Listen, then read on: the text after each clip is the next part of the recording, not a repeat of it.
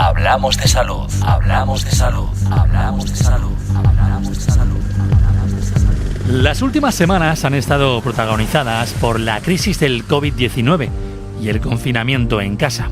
Sin embargo, nuestros estudiantes de distintos niveles no han descansado, con las dificultades añadidas de tener que adaptar su estudio a casa sin contar con bibliotecas o clases presenciales. Todo ello puede suponer un factor de estrés añadido durante los exámenes que están a la vuelta de la esquina, por lo que hoy en el espacio de psicología hablaremos de estrategias para mejorar el rendimiento y los resultados de nuestros estudiantes. Isabel Fernández, ¿qué tal? Muy buenas. Muy buenas, Lázaro, ¿qué tal? Un martes más en nuestra cita. ¿Cómo pueden comenzar por prepararse nuestros estudiantes para estos exámenes en condiciones tan especiales? Bueno, por centrarnos en los niveles de bachiller, universidad y opositores, que son los que, digamos, tienen ahora más exigencia, lo primero y más básico de todo es tener una agenda o que tengan un cuadrante con el horario de estudio planificado que sea concreto y que además sea realista. Es decir, con concreto yo me refiero a que indiquen las horas concretas de los descansos, la alimentación e indiquen los contenidos que hay en cada horario, siempre de forma flexible, teniendo en cuenta pues que un día pues uno puede tener un imprevisto. Por ejemplo, mañana de 9 a 1 estudio, pero cada hora voy a hacer un descanso de 5 minutos. Cuando hablo de que el horario sea realista, lo digo porque hay estudiantes que ahora mismo se dirán a sí mismos: en estos exámenes no voy a levantar la cabeza del folio en todo el día, lo cual es un disparate porque nadie puede estar estudiando 8 o 9 horas diarias sin descansar. Y si oyen compañeros que dicen que lo hacen, probablemente no estudian tanto como creen.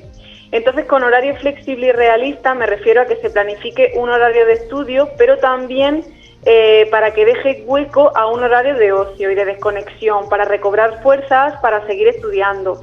Esto es porque estudiar es una actividad que requiere mucho esfuerzo cognitivo y emocional, más que trabajar, y si no hacemos otras actividades que nos resulten gratificantes, además al final pues podemos caer en estados de apatía, desmotivación, depresión, ansiedad. Es como si tuviéramos un depósito de energía mental y emocional necesaria para estudiar, donde guardamos la motivación, el optimismo, la concentración, y conforme van pasando las horas de estudio se te va agotando y entonces tienes que dejar tiempo de ocio para recargar o repostar ese depósito para el día siguiente. Además, si te planteas estudiar 8 horas todos los días, al final vas a fracasar, como es lógico, porque el cerebro no aguanta tanto y entonces te sentirás fatal y lo dejarás.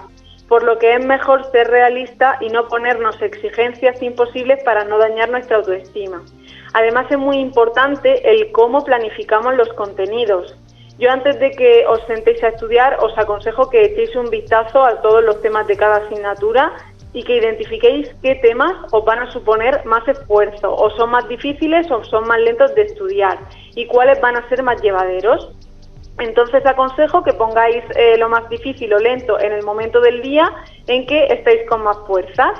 Los manuales dicen que es mejor empezar por una actividad fácil para lograr la concentración, seguir por la más difícil y luego terminar por una más fácil. Pero yo pienso que esto es una metodología muy personal y hay gente que le trae mejores resultados el comenzar por lo más difícil para quitárselo pronto de encima. Pero bueno, en cualquier caso, yo os aconsejo que os anticipéis a cómo lo vais a hacer para que sea de la forma más adecuada según vuestras características para evitar la ansiedad. Son importantes esos descansos que mencionas cada hora, porque claro, pueden existir estudiantes que al tener gran cantidad de materia por estudiar se agobian al escuchar que deben de descansar.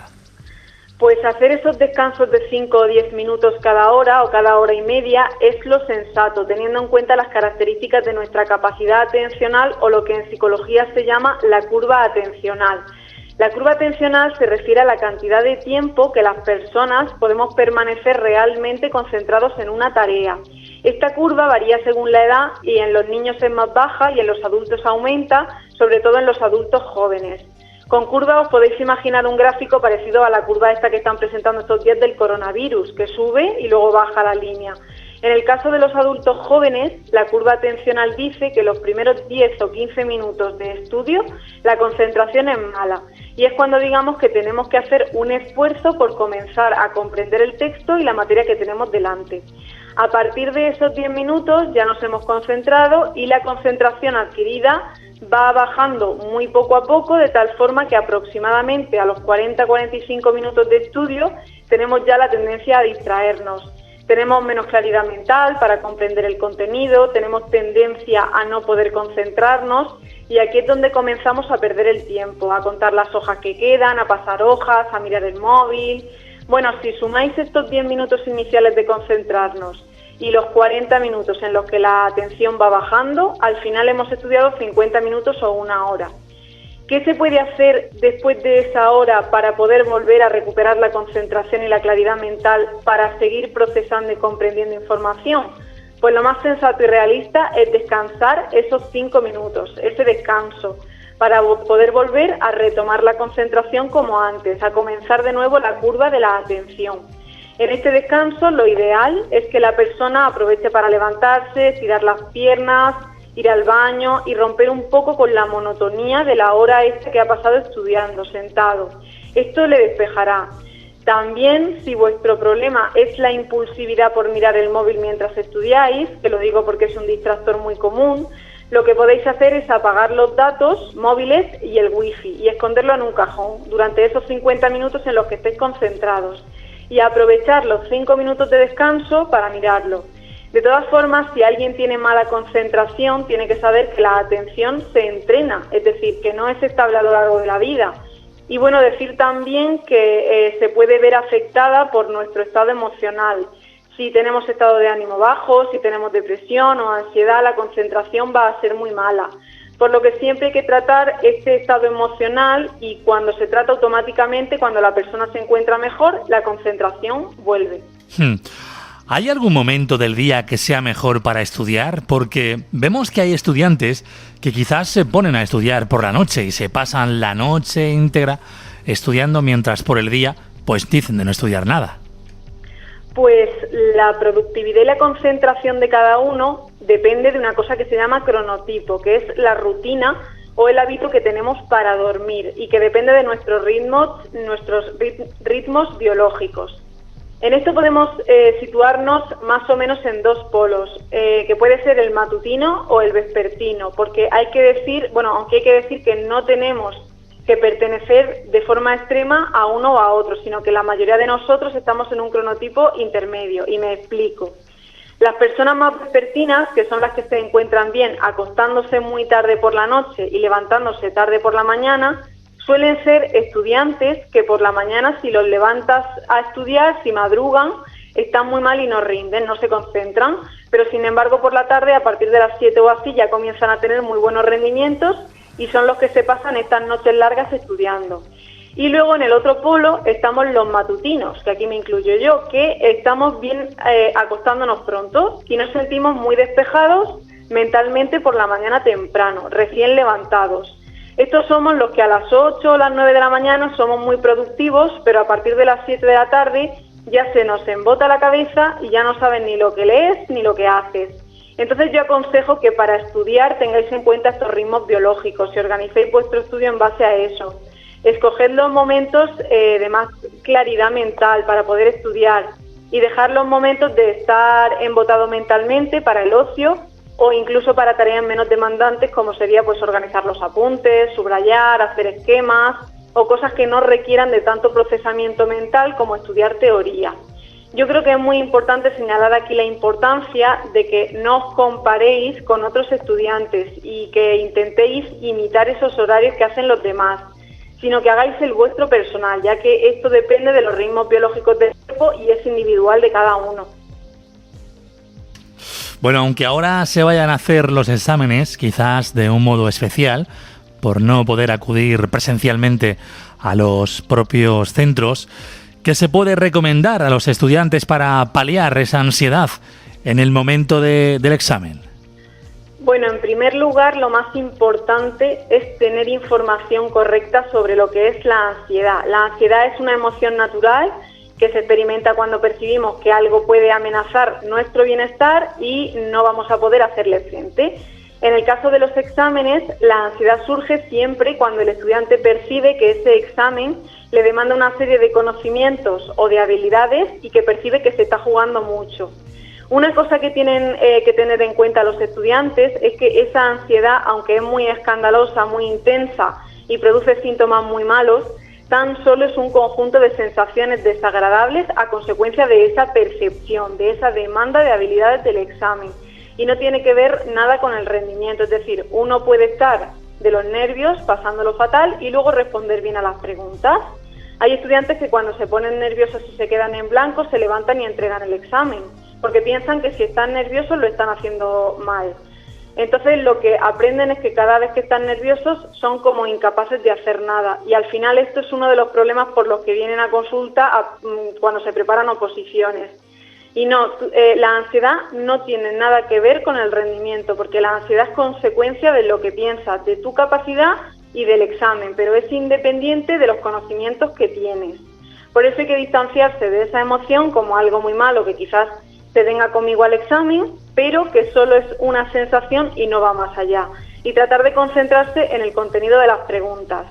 Si os quedáis en blanco en una pregunta, buscad siempre otra que sí sepáis.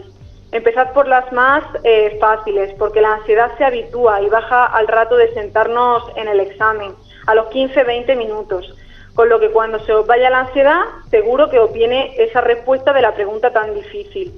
De hecho, seguro que alguna vez os habéis acordado, después del examen, después de salir, de alguna palabra o algo que en ese momento no os salía. Y esto es porque como ya os ha bajado la ansiedad y realmente si os sabíais el contenido, pues bueno, aquí es cuestión de centrarse en ese contenido y no en lo mal que lo estoy pasando.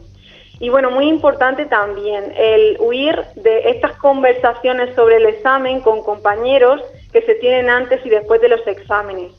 Esto ahora es más fácil por el confinamiento, pero antes era una causa de ataques de ansiedad en los estudiantes. Algunos estudiantes llegaban al examen y claro, se ponían a hablar con otros compañeros. Entonces basta que el otro estudiante diga algo que tú no sabes para que al estar nervioso tú piensas que el otro lo sabe y tú no. La ansiedad nos hace creer que no somos capaces. Entonces es como si los nervios hicieran que uno sienta que el criterio del otro es el bueno y el mío es el malo, a pesar de que el otro pues está tan nervioso como tú y puede estar equivocado. Pero claro, su comentario ya es suficiente para que te pongas en el modo catastrófico de madre mía, no sé nada, voy a suspender. Así que en esto hay que tener cierta higiene mental y cierta disciplina. Y bueno, por ir cerrando, técnicas para hacer llevaderos los exámenes hay muchas. Si alguien quiere saber más, que me lo pregunte luego. Y decir que la época de los exámenes requiere mucha disciplina y organización, pero es un esfuerzo que a medio y largo plazo pues merece mucho la pena. Dios mío, qué malo que es la ansiedad y los nervios, ¿no?, de cara a los exámenes y a la vida misma.